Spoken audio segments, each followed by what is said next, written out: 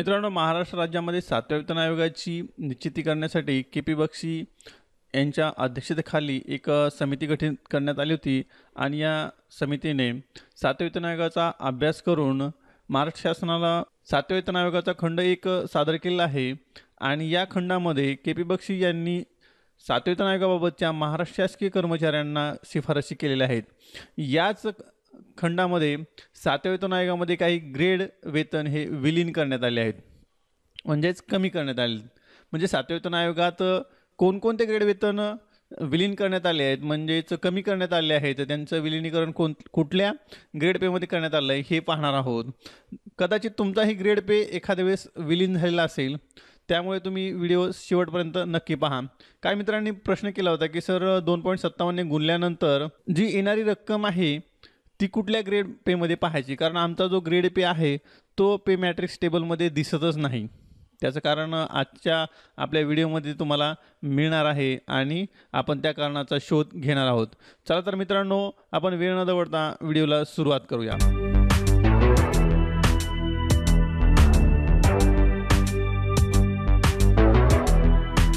व्हिडिओला सुरुवात करण्यापूर्वी आपण जर AMT वरती नवीन असाल तर नक्कीच आपल्या AMT वरच्या व्हिडिओला लाईक करा आणि व्हिडिओ खाली लाल अक्षरात असणाऱ्या सबस्क्राइब या बटनाला क्लिक करून आपल्या चॅनलला सबस्क्राइब करा आणि सबस्क्राइबच्या बाजूलाच येणारी एक नोटिफिकेशन बेल आहे, त्या बेलला प्रेस करा, जेणेकरून आमचे AMT वरचे व्हिडिओ आपल्यापर्यंत सर्वात अगोदर पोहोचत राहतील। चला तर मित्रांनो, वेळ न दवडता सुरुवात करूया।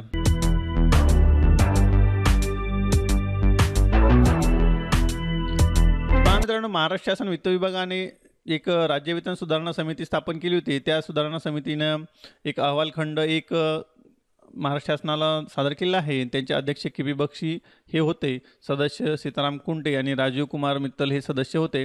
हा अहवाल महाराष्ट्र शासनाच्या वित्त विभागाला या समितीने सादर केला आहे।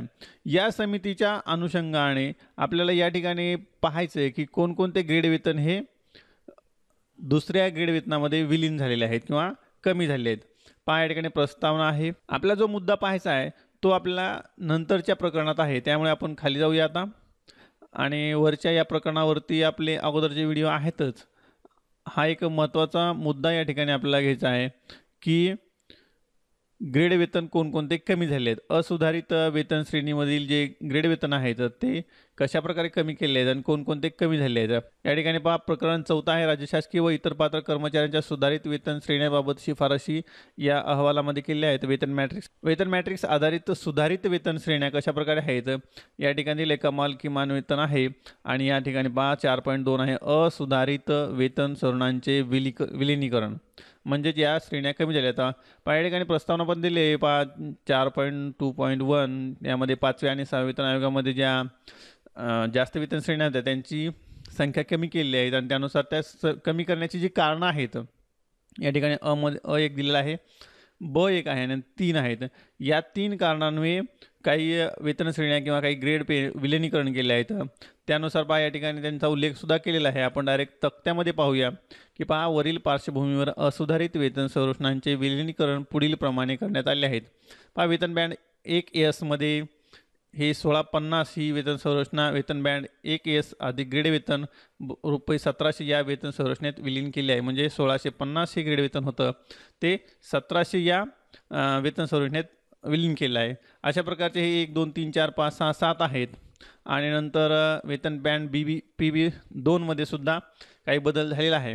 तो कोणकोणता बदल झाला आहे पाहूया। 4.5 मध्ये सुधारित वेतन मॅट्रिक्स परिच्छेद वरील परिच्छेदामधील विवेचन विचारात घेऊन 6व्या वेतन आयोगातील विद्यमान वेतन संरचनासाठी पुढील तक्ता क्रमांक 4.1 मधील सुधारित वेतन मॅट्रिक्सची शिफारस करण्यात येत आहे।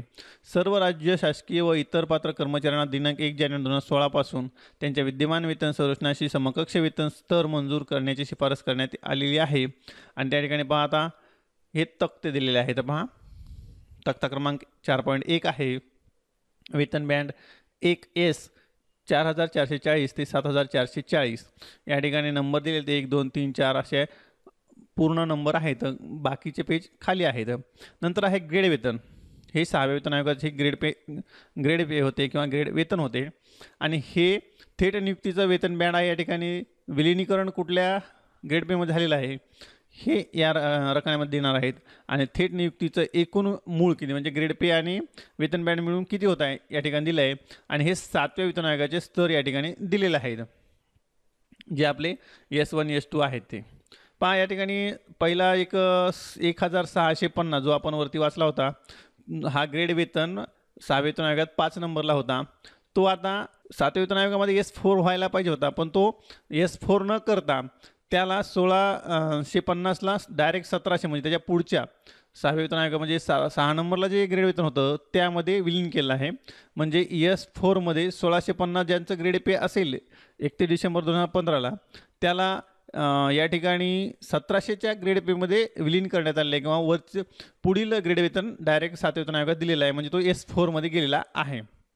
या ठिकाणी पहा तुम्हाला पूर्ण तक्ता हा विलीन केलेला दिसत आहे अशा प्रकारे वेतन बँड 1S मधील जे 5 नंबरचं जे ग्रेड वेतन होतं ते 1700 मध्ये किंवा S3 नंतर जे ग्रेड वेतन होतं ते डायरेक्ट S4 मध्ये ट्रान्सफर केलेलं आहे किंवा विलीन केलेलं आहे मर्ज केलेलं आहे पहा पुढचा मुद्दा आहे PB1 मध्ये 5200 ते 20200 मध्ये 13 नंबरचा 6व्या वेतन आयोगाचा जो मुद्दा ग्रेड वेतन आहे 2900 या ठिकाणी पहा 2900 आहे आणि त्याचं थेट नियुक्तीचं वेतन बँड आहे किंवा वेतन बँड आहे ते 8620 आणि त्यांचं जे 2900 ग्रेड वेतन आहे ते विलिनीकरण झालं आहे 3000 मध्ये या 2900चा S10 यायला पाहिजे होता तो S10 न करता डायरेक्ट S11 मध्ये त्याला समोर मर्ज करून टाकलेलं आहे जे 3000 ग्रेड पे आहे ते म्हणजे ज्या कर्मचाऱ्यांचे 2900 ग्रेड पे होता त्याला 7व्या वेतन आयोगामध्ये 3000 हा ग्रेड पे किंवा 3000 ग्रेड पेच्या समकक्ष जे पे मॅट्रिक्सचे मूळ वेतन आहे त्यामध्ये त्याला विलीन करण्यात आलेलं आहे त्यानंतर PB2 9300 ते 34800 मध्ये 4100 ग्रेड पे हा 4200 मध्ये विलीन केलेला आहे आणि या ठिकाणी पहा तुम्हाला दिसत असं की S13 मध्ये जे कर्मचारी 4100 ग्रेड पे घेत होते त्यांना डायरेक्ट S13 मध्ये 4200च्या ग्रेड पे मध्ये वेतन मिळणार आहे म्हणजे या कर्मचाऱ्यांचा जो ग्रेड पे आहे तो विलीन केलेला आहे 4200 मध्ये त्यानंतर PB2 मध्येच एक 4500 असा ग्रेड पे होता 6व्या वेतन आयोगामध्ये त्याचं विलिनीकरण पुढील ग्रेड वेतनामध्ये 4600 मध्ये केलेलं आहे या ठिकाणी दिसत आहे आपल्या नमुन्यामध्ये विलीन करून डायरेक्ट S16 मध्ये त्याला पाठवलेलं आहे नंतर PB2 मध्येच दुसरा एक 4900 ग्रेड पे होता 23 नंबरचा त्याला डायरेक्ट 5000 म्हणजे 100ने जी वाढ आहे ती डायरेक्ट 5000च्या ग्रेड पे मध्ये टाकलेला आहे 23 नंबरचा जो ग्रेड पे होता 4900 तो विलीन करून 25 नंबरच्या ग्रेड पे मध्ये 5000 मध्ये विलीन केले किंवा 5000चं जे मूळ वेतन आहे तेच 23 नंबरच्या ग्रेड पे वाल्याला मिळणार आहे आणि त्याचं विलीनीकरण झालं आहे S18 मध्ये असं PB मध्ये या ठिकाणी 3 ग्रेड पे विलिनीकरण झालेले आहेत किंवा मर्ज केलेले आहेत पहा या ठिकाणी PB2 मध्ये जे 5400 होतं ग्रेड वेतन आणि PB3 मध्ये सुद्धा 5400 ग्रेड वेतन होतं ते दोन्ही सारखंच असल्यामुळे या ठिकाणी PB3च्या 5400 मध्ये विलीन केलेलं आहे PB2चं जे 5400चं ग्रेड वेतन होतं ते डायरेक्ट 27 नंबरला 5400च्या ग्रेड वेतनामध्ये टाकलेलं आहे म्हणजेच या PB3 मधलं वेतन आता PB2च्या कर्मचाऱ्याला मिळणार आहे अशा प्रकारे PB2चा एक कर्मचारी डायरेक्ट PB3 मध्ये 27 नंबरचं किंवा S20 मध्ये त्याला वेतन मिळणार आहे त्यानंतर 29 नंबरचा ग्रेड पे आहे 6व्या वेतन आयोगातला 5700 आणि त्याचं विलिनीकरण केलं आहे 5800 मध्ये त्याच्या पुढच्या 30 नंबरच्या ग्रेड वेतनामध्ये या ठिकाणी तुम्हाला दिसत आहे की विलिनीकरण झालेलं आहे आणि S22 हा ग्रेड वेतनचा जो पे मॅट्रिक्स मधला कॉलम आहे तो 5700 वाल्याला मिळालेला आहे हा PB3 मधला एक विलिनीकरण झालेला आहे त्यानंतर पुढे पाहूया आपण वेतन बँड PB4 मध्ये एकही विलिनीकरण केलेलं नाही दिसत आहे म्हणजे अशा प्रकारे जवळपास 7 ते 8 ग्रेड पे पुढील ग्रेड पे मध्ये मर्ज करून त्या कर्मचाऱ्याला थोडीशी वेतनवाढ 7व्या वेतन आयोगाच्या वेगळी या ठिकाणी मिळाली असं म्हणता येईल किंवा त्याचं ग्रेड वेतन 6व्या वेतन आयोगात जे होतं त्याचं विलिनीकरण करून 7व्या वेतन आयोगामध्ये त्याच्या पुढचा ग्रेड पेच्या जी मूळ वेतन आहे 7व्या वेतन आयोगात ते या कर्मचाऱ्याला मिळणार आहे जर तुमचाही ग्रेड पे जर 1650 असेल तर तो तुमचा बदलून आता 1700 झालेला आहे आणि जर तुमचा ग्रेड पे या ठिकाणी 2900 असेल तर 3000 झालेलं आहे. 41 असेल तर 4200 झालेलं आहे. नंतर 8500 असेल तर 4600 झालेलं आहे. 4900 असेल तर 5000 झालेलं आहे आणि 5400 असेल तर 5400च आहे. फक्त पी बी बँड या ठिकाणी बदललेलं आहे की पी बी बँड 2मधून डायरेक्ट त्या कर्मचाऱ्याला 3मध्ये नेण्यात आलेलं आहे.